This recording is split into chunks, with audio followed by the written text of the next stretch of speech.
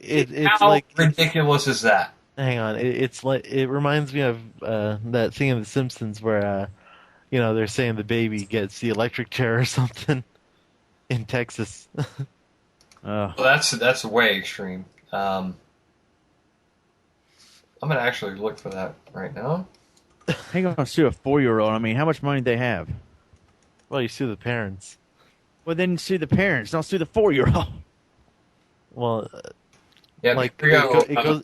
it goes like this: a 15-year-old breaks out the windows of your home. You're supposed to sue the parents because the 15-year-old is under the age of I don't know, I guess adult isn't an adult. Yeah, it's the same case in this story as well. Of course, it's going to be the parents. Like, was the kid going to open up a lemonade stand? Please buy lemonade for me. I owe $100,000. This old biddy. Now, I found the story. It's right here. 4-year-old can be sued. Judge rules in bike case, and it's citing cases as back as far as 1928. That was the thing I was talking about earlier. A judge ruled that a young girl accused of running down, like I said earlier, an damn it, I can't talk anymore. Elderly. Drunk. Yeah, there we go. Thank you. While racing a bicycle with training wheels. How fast can you go with training wheels? Come on a Not Manhattan that damn sidewalk fast. 2 years ago can be sued for negligence. And the judge is Paul Wooten. So Paul wouldn't know what to do in that situation. that gets pissed off about this, that's the guy's name, Paul Wooten. Wooten. Paul Wooten. Well, It's Paul wouldn't know what to do with. yeah. Oh, dang it! Never mind. What wouldn't you do? Trying to think of a funny joke by his name. I couldn't think of what to put. Paul Wooten's an now, idiot. here's his official thing. He did not find that the girl was liable, but merely permitted a lawsuit brought against her. So in case just lawsuit, not saying you're guilty, take A your little to lawsuit. jail. You're getting locked up. You little, You little fuck. some little junior handcuffs and stuff.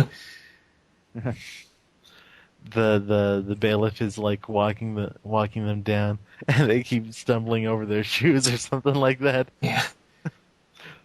So it's Slow down. Keep walking. but even the judge like agreeing to that. Ugh. I'm done with that story. I'm done with it. I'm getting Well, I remember in like 2003. your hand over here right now. I'm like, you hear me, Judge? I will run you over with my car. Shouldn't I we remember. get back to the podcast? We I are. was gonna say in 2003, a 12-year-old girl got sued for downloading "If You're Happy and You Know It, Clap Your Hand." Because they were getting Oh, strict yeah. on music copyright laws back then. Well, I guess they're still strict on it now, but I mean, like that's when they really began to get strict on peer-to-peer network sharing, whatever, like Kazaa and all that. Oh, 'cause that was the shit. Yeah, but the girl got sued for downloading that. How about that? Yeah. Wow. And then there was that one woman who wasn't 12 or something who downloaded like the most cringeworthy or embarrassing playlist ever. These Remember that? last stories we talked about have been rather cringeworthy. They've been rather disgusting. Not really like job related. Does anyone else? I have now commandeered this podcast. I guess. I don't know. Just for the sake of like talking about something else, because that original story is getting me. It's getting me angry. Yep. Rage. Afterhand. I'm gonna AVGN all over the place. But does anyone else have any more horrible job experiences? Well, I I was think I have in one the more. middle of one. And one more. You know what? No, I don't. I just wanted to say something. Go ahead. Well, I'm just gonna finish up explaining the situation at Subway. There actually, like, in the 6 months that I was there, I think 5 managers quit. Be it this was between two stores, which I both worked at. But still, to have 5 of them quit after going through training. One of them, work there, before being a manager, but she also worked with me at Blockbuster prior to that. And then, she took over being a manager at the newer store, which I moved to more. And she was really fucking awesome. She was cool. And then there's this other woman. I didn't really know that well. She had a kid, and then she just up and left one day. Uh, there's a regional. She's not like a partner. She's kind of like a regional. She kind of watches over things, a supervisor Yeah. who would, drop by every now and then, do some stuff on the store. She she just suddenly left. There's another manager who went insane, even though, that could probably be attributed to her mess. Or I don't Awesome. know. She was on fuckloads of drugs. Awesome. She was. So we could always get away with a lot of shit with her there. Uh, and then the last manager, who was at the store that I liked, never even fucking said a word to me. And we worked together for like a week. And it's like, okay. It's really fucking frustrating. Thank God I left. Uh, Aside from all that, it was a damn fresh place to work. Subway Just eat work fresh. Yep, eat fresh. Because you got like the free pop fountain pop refills. A lot of the people that I worked with were really fucking awesome. One of them, two of them, oh wait, three of them actually worked with me at Wendy's, which was a few months prior to working at Subway. Uh, this one guy I used to work with, Trevor, he was really fucking awesome. Since it was just like two people working at the night, working from about 5 to close, we spent like a lot of nights together, just like talking about shit. And I'd bring my laptop in, we'd talk about Drawn Together, we'd fucking watch episodes of Drawn Together too, and all that good shit. And I still feel bad for him because the last uh, I gave my 2 weeks notice. The day before was Saturday. The day before my last day was Saturday. So he told me, "You better not stiff me tomorrow" and all that, and I stiffed him. So he was the only one working there for 5 hours, and it was boring as fuck there. Oh. Man. You know, it was in like a part of town that closes at like 6, 5 on Sundays. I lived in a town like that down in Florida, the old retirement city called Tamarack. But anyways, but you did actually remind me of a story that happened recently at Pizza Hut. It was actually after I put in my 1 week notice. Oh, by the way, I work at Ryder now. I work in the shipping department. It's a big warehouse. But the first day that I went back on that 1 week notice, the now area manager, he actually used to be one step up from there. He used to be like the I don't know what the title was, but he was in charge of like 30 stores. But he got demoted because he wasn't properly doing his job, even though he was like, he was like that push it guy, like times 10.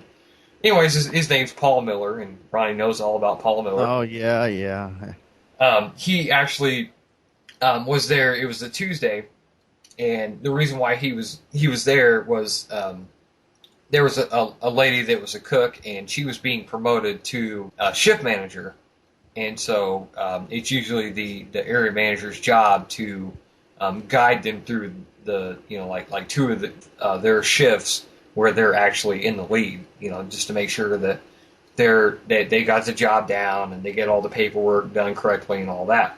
So he was in that first Tuesday, and I just came in at 5 o'clock. The first delivery was Portico, where I got robbed at. Where if you haven't seen Now, shameless plug, but just a plug. Go ahead and check out my video on my channel where I talk about where I get robbed. Same place. He's like, okay, well, how about you take this and take this other G6. Fly like a G6. And I was like, no.